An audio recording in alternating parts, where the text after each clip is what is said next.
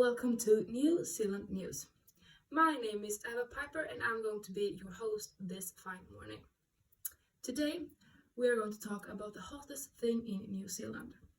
First of all, I'm going to introduce you with the flag of New Zealand.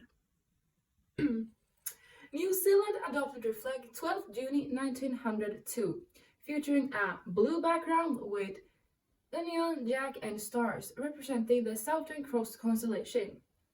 New Zealand features 4 5-pointed white red stars, 2 representing the Southern Cross. In 2016, for the first time, New Zealand voted on their flag. The opt-ins were the current New Zealand flag and the silver fern with black, white and blue design, which have been selected from among 5 designs in a referendum in 2015. Nearly 57% of voters opted for the current flag, so New Zealand returns to the old flag. Now over to Olle Smith, who is going to talk about the COVID-19 situation. Olle, what does the COVID-19 situation look like in New Zealand right now?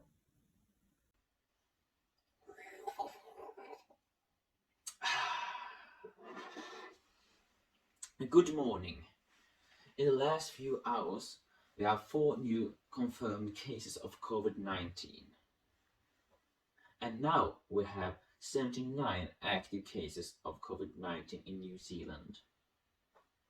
But of all those who had COVID-19, has 2,304 been recovered from COVID-19. We also have 26 confirmed deaths of COVID-19. And today, the country's first large-scale COVID-19 vaccination clinic opened in South Auckland, and we're making another step forward in New Zealand's vaccine rollout plans. That was all for me. Now. Oh, thank you, Olle. Over to Grace Williams, our New Zealand culture correspondent. Thank you, Eva. Today I'm going to talk about New Zealand's wonderful culture. Some singers that are from New Zealand are Lorde and artists appreciated all around the world, Hayley Westendra, who's also an ambassador for UNICEF, and Kimbra, who's featured on Godie's song Somebody That I Used to Know that topped many charts. Some New Zealand authors are Janet Frame, Margaret Mahy and Maurice Gee, all very talented novelists. Are there any movies set in this country? Yes, Eva, thank you for the question. A movie set in New Zealand is Once Were Warriors. The movie is a New Zealand drama film from 1994 based on New Zealand author Alan Duff's first novel. The movie tells the story of the Hekes, an urban Maori family, and their problems with poverty, alcoholism, and domestic violence, mostly brought on by the patriarch Jake. That sounds like an interesting movie. Can you tell us something about the art in New Zealand? Yes, of course I can, Eva. New Zealand art consists of the visual and plastic arts, including architecture, woodwork, textiles, and ceramics originating from New Zealand. It comes from different traditions: indigenous Maori art, that of the early European settlers, and later immigrants from Pacific, Asian, and European countries. Owing to New Zealand's geographic isolation, in the past many artists had to leave home in order to make a living. The visual arts flourished in the latter decades of the 20th century as many New Zealanders became more culturally sophisticated. Some New Zealand painters are Colin McKeon, Rita Angus, Bill Hammond, and Frances Mary Hodgkins. Back to you, Eva. Thank you for that, Grace. Now over to our chef. What is it on the menu this week? Yeah, this week we will test the traditional and most popular thing you should eat if you are visiting New Zealand. And today I will cook food from New Zealand, and more specifically, hangi from the Maori cuisine. Hangi is easily explained as a slow cooked meat and vegetables from the underground oven. and is a very common food that has existed with the Maori culture from the beginning.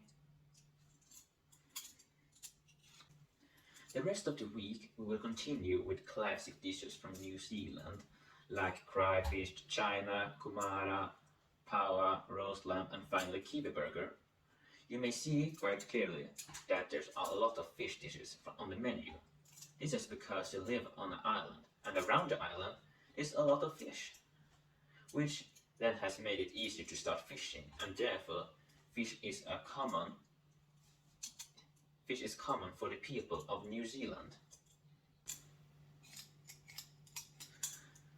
But another thing, we don't send live on Sundays, so therefore my friend has prepared a small video on how to make a kiwi burger. Let's look at it now. And now for that secret ingredient, beets.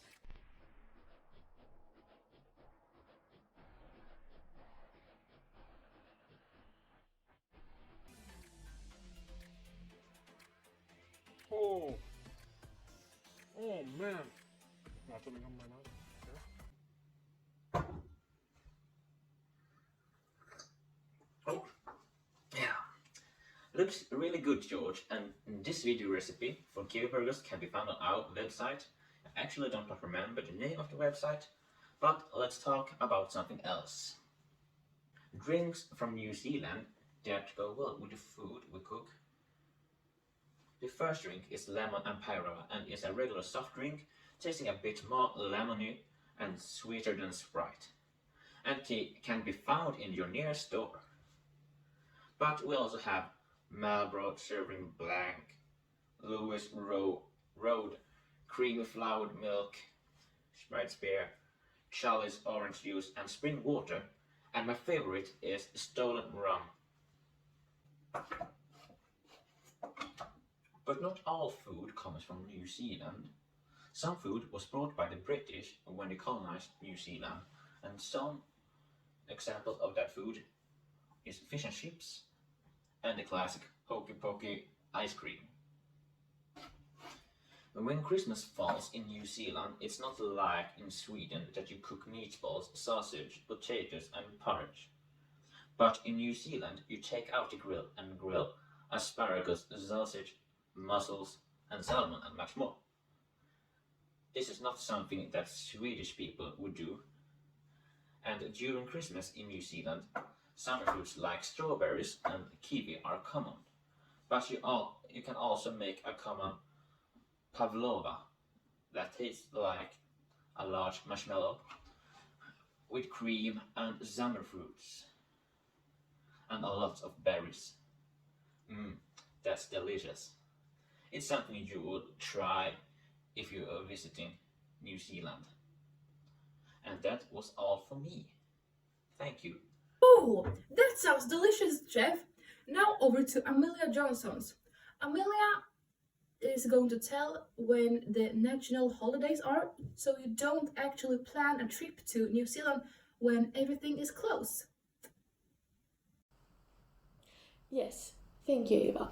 As she said, if you're going to visit New Zealand, it's good to know when the national holidays occur, so that you don't visit when everything is closed. This year, the next holiday will be Good Friday, which occurs on the Friday before Easter, April 2nd. The day commemorates the crucifixion of Jesus, and in Sweden that day is called Långfredagen. Easter Monday occurs on April 5th this year. April 25th is Anzac Day, which is a national day of remembrance in Australia and New Zealand that broadly commemorates all Australians and New Zealanders who served and died in all wars, conflicts, and peacekeeping operations, and the contribution and suffering of all those who have served. Queen's birthday is on June 7th. Even though her actual birthday is in April, the national holiday is still celebrated in June. Labor Day is on October 25th, which commemorates the struggle for an 8-hour working day.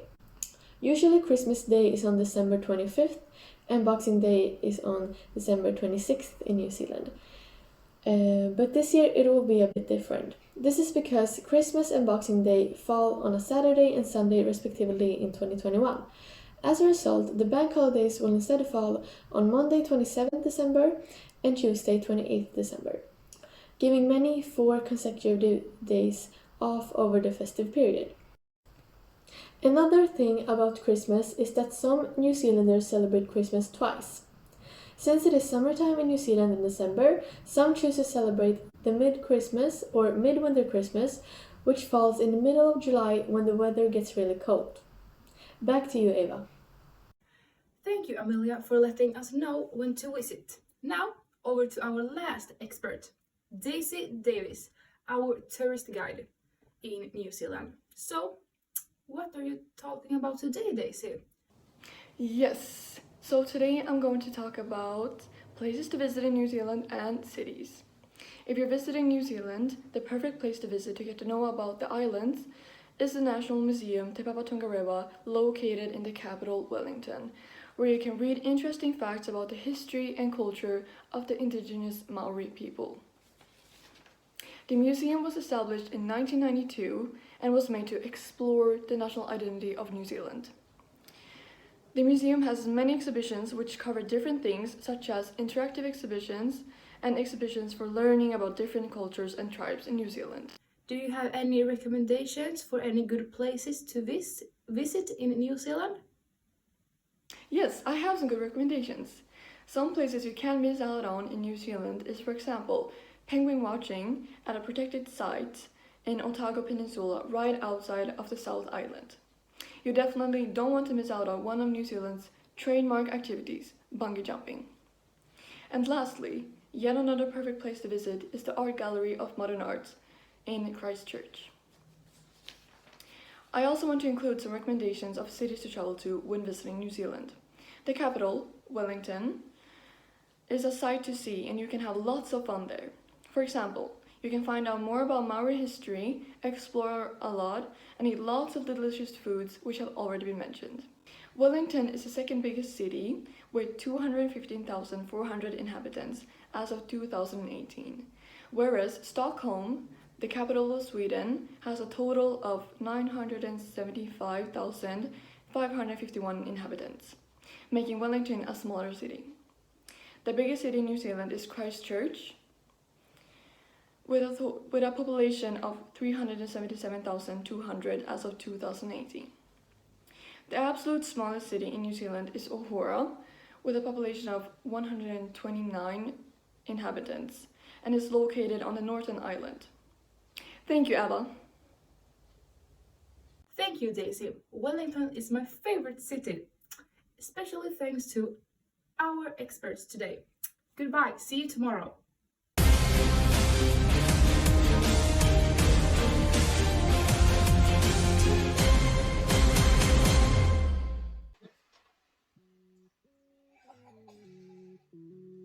This coffee tastes so good. What's in it?